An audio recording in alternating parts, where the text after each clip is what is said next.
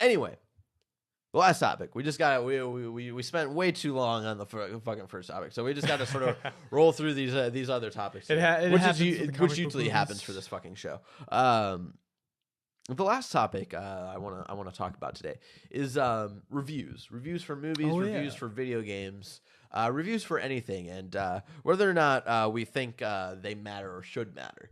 Just because, like we talked about in the first topic, Suicide Squad, got critically panned, and a lot of people were boycotting Rotten Tomatoes and having an online fucking thing where they're trying to shut down Rotten Tomatoes because of the reviews for Suicide Squad.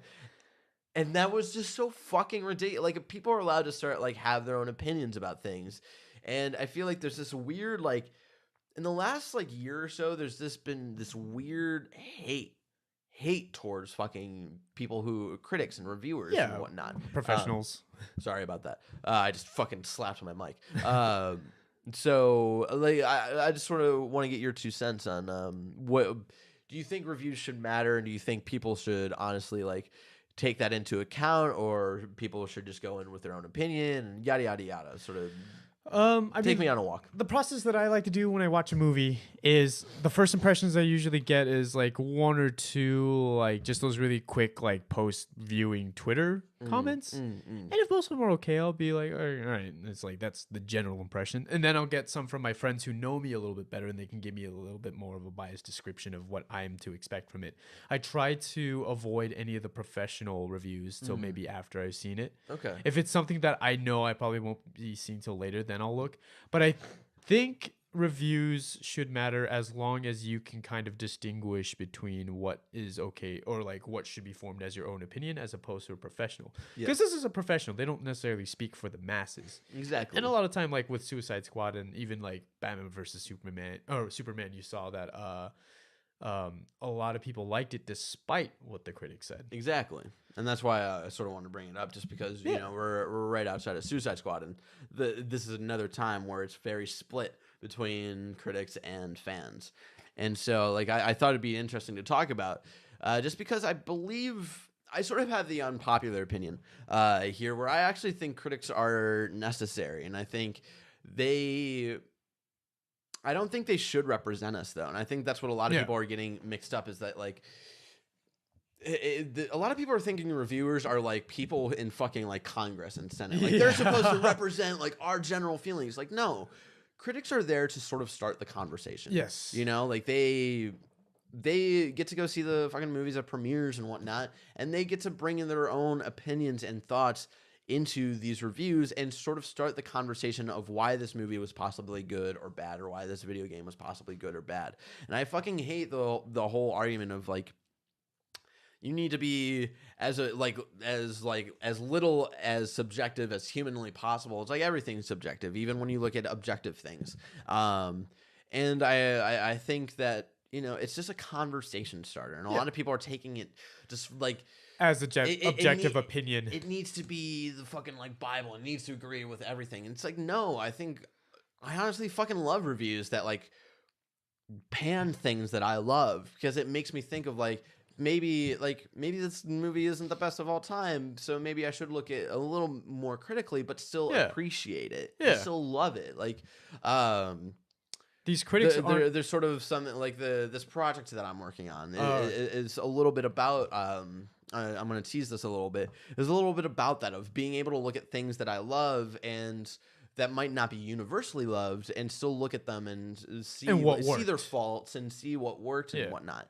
And I think that, critics are there to start the conversation of maybe this isn't good, but you're still allowed to like it. But this is why maybe some of these things didn't work out. And I think a lot of people are just mixing that up with critics just want to fucking hate everything, and they're fucking Marvel fanboys, or Disney's paying them, and it's just this fucking nonsense. Take down Rotten Tomatoes. It's just people are allowed to think differently, and I think it's interesting that a lot of critics will universally sort of agree on the same things, and then that split between critics and fans. I don't know. It's just Oh yeah, it's not like critics are going and saying this is the not only the objective opinion.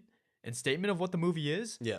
But they're also not saying, and everything that you say against it or contradicting to it is wrong. Like, yeah, they're not saying that. They're literally just stating their opinions. And are some of these reviewers, like, are their opinions well versed, and do they make good points? Sometimes not, but sometimes they do, and they do make good points. And a lot of people have just gotten into this cycle of just focusing so much on the score and letting the score define their love for this movie. And they want so much.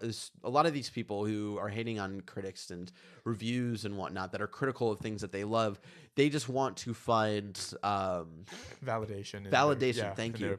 And in their opinions. And you're allowed to find that, but you don't have to find that in reviews and critics. You can find that anywhere. People who ask, am I the only one who hates this, or am I the only one who likes this? You're not. You're never the only fucking one. Okay? There's 7 billion people on the planet. No, you're not. There's 7 billion people on the planet. When you ask that one, it makes me think there's 3.5 billion that got to be dudes. You can go suck 3.5 billion dicks when you ask that kind of shit.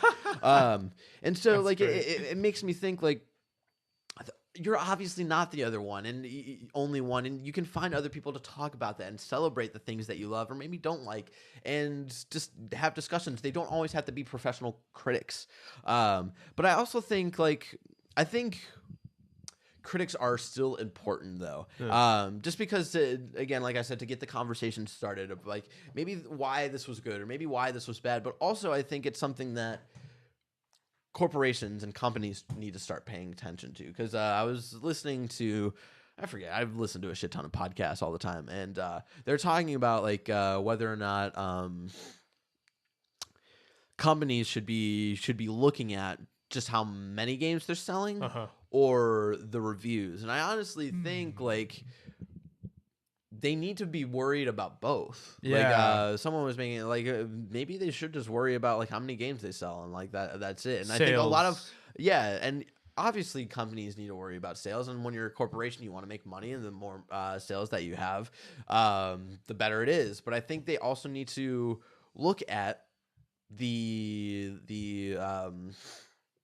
reviews and the general consensus about these games, because Knack is, like, one of the fucking, like, biggest games that sold in, like, the first 6 months of the fucking PS4, and it's a fucking mess.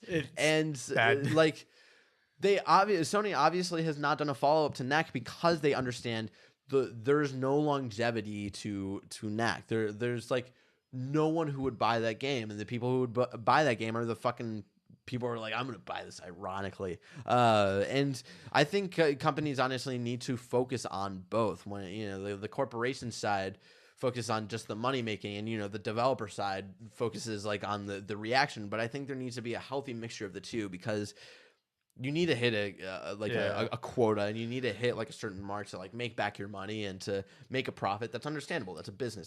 That's America. That's why we do 98% of the things that we do. The other 2% is for sex. But you also need to focus on the longevity.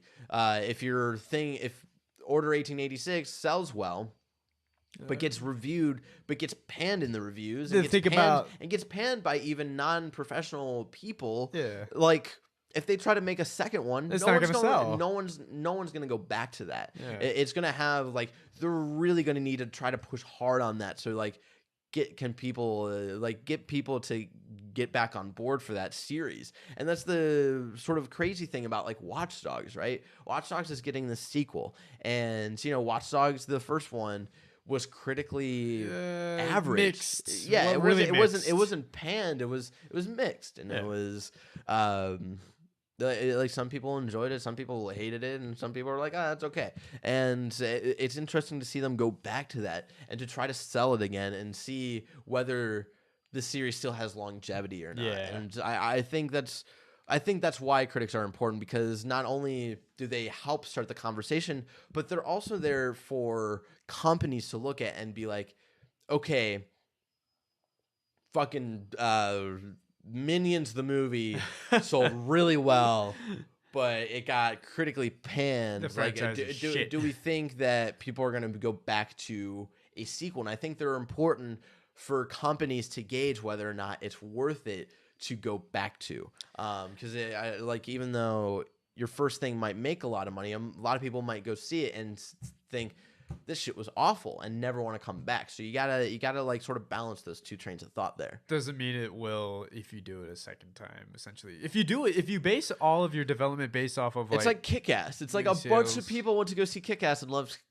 and Kick-Ass was reviewed well, and then they tried to do Kick-Ass again and like no one cared about it. Yeah, and it's interesting when you see those things that like don't pan out well. Even when the first one was done well, it's interesting when you see that a little more in movies, right? Like a lot of things, people keep going back to Transformers and all of this shit, and that is different for video games, right? It's like video games. If like something's trash, almost no one's gonna go back to it, and then if something's good, it's gonna have more longevity. So probably because they're paying $60, but yeah, exactly. So that's an interesting thought, but what do you think about reviewers? I mean, like other than what I already said, but I think that also might have to do with why people are so like objectively sometimes offended, and like sensitive to what reviewers have to say because they think, oh, it's going to directly influence of what the companies are going to do and think for the next steps of like a potential franchise or the next movies after that, and it won't be what I want. So. Yeah, and it's just the thing of like I understand like you want validation, but you also don't need to find that in reviewers, and that's the side of reviewers where I don't think is as important. You don't need to find validation in people reviewing things. They're honestly just voicing their opinions, and when you have a professional having an opinion that's different from you, that doesn't mean that thing is bad and that you're wrong. It just means that someone who just happens to get paid for this shit just doesn't agree with you. Yeah. But there's still plenty of other people out there who will agree with you. Some may be paid to do this, some may not. And so and that's the thing with like with No Man's Sky. No Man's Sky is very divisive right now, and a lot of people love it. A lot of people don't like it. And it's getting reviewed very average right now. Yeah, IGN gave it a 4 point. I thought it was like a 6. It was like okay. And then GameSpot gave it a 7. But like a lot of people are either loving it or hating it, and that's just you shouldn't have to feel validation from a website's review score. Yeah. And that you just gotta find the people who also love it and celebrate it with those people. So I don't know. It's a fucking it's a thought. And don't base your decision. Also, on the other side, just don't base your decision entirely off a review. You should look more into stuff. And that's why I encourage following specific people, not to because a lot of people who follow IGN or these GameSpot people only look at the site as a whole, but some of these people never really pay attention to the specific people who are reviewers, and they never find out like, oh, I agree with this person more. Or, oh, this person sort of understands like what my game style is. They have the same taste as I, so therefore I might have the same impression of this game as they play. Exactly. So, and that's what I encourage. Follow people who have the same opinion as you, and also follow people who don't have the same opinion as you, because here's why. Follow the people who have the same opinion as you generally, because it'll help direct maybe a game you've never thought about before. Maybe you might like it because that person talks about it and says like, oh, it's really awesome, and that might open you up to more doors of playing different games and watching different movies. But also follow people who don't usually agree with you, because it lets you think about that thing and not be so fanboy stricken by it, and to have like a sort of sense of, okay, I don't have to be right or I don't have to be wrong. It's just looking at the other side and looking at the other opinion. Have diverse perspective. Exactly. Having a diverse perspective. And so that's what I encourage. Follow specific people and get sort of a knowledge and like understand why something you might love might not be someone's favorite game, or someone else might hate it. Like just get an understanding and don't judge people off of that. Just sort of understand where they're coming from. So that's something that I encourage. Yeah. With it, like any work of art, no one person's impression on it is definitive. Exactly. So there you go. Yeah. Ladies and gentlemen, if you didn't know, this is Talking Shit. It's BCG's weekly podcast where we bring in random topics of discussion. We talk some shit about those topics. If you like that, head on over to patreon.com/BCG. Give us $1 a month. And you get every full episode in audio form early before the video goes up on YouTube, where the episodes are broken up topic by topic, Monday through Thursday, and before the entire audio version of the episode is available for everybody on SoundCloud, our RSS feed, and Stitcher. And if you didn't know what Stitcher is, well, let me fucking tell you, because I'm going to read an advertisement that's not paid for, but I'm going to read this on every single episode until Stitcher starts. Non-sponsorship, it's a call out. Or not call out, it's a shout out. It's a shout out. It's a shout out to Stitcher, but we're going to do it so much that hopefully one day Stitcher decides to sponsor us. If you didn't know, Stitcher is the future of radio, and I know that because they told me on my app. They're like, "Hey, we're the future of radio." And I was like, "All right, cool." Oh wow, I believe you. You can download the free app today on Stitcher.com or in the in-app store on iOS, Android, Nook, or Kindle Fire. You can listen anytime, anywhere. And if you didn't know, Stitcher is an award-winning free app that lets you listen to all of your favorite shows, just like Talking Shit. Plus, you can discover more than 40,000 news, entertainment, and sports shows. You can create custom playlists. You can rate and review Talking Shit on Stitcher, which you should do because it helps us with our numbers. And when you help us with our numbers, we love you. It's on demand and on the go. There's no downloading, no syncing, no wasted memory. You can stream all of your favorite shows right on Stitcher.com or the Stitcher app. So why don't you do that? Listen to Talking Shit. You don't have to deal with a crazy RSS feed where you have to copy and paste and fucking do all that bullshit. Just go to Stitcher and you can just fucking easily listen to us there. So there you go. Max, thank you so much for joining me here today. For sure, man. I missed you. I missed you too. I miss you so much. It's great to be back in this room again. Also, you need an easy place to create your website? Try Squarespace. Squarespace.com, where we created our website.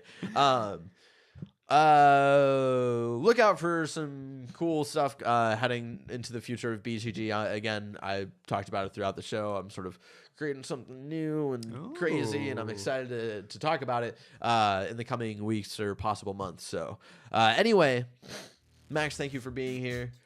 And thank you guys for joining us this week. And until next time, keep talking shit. Thank you.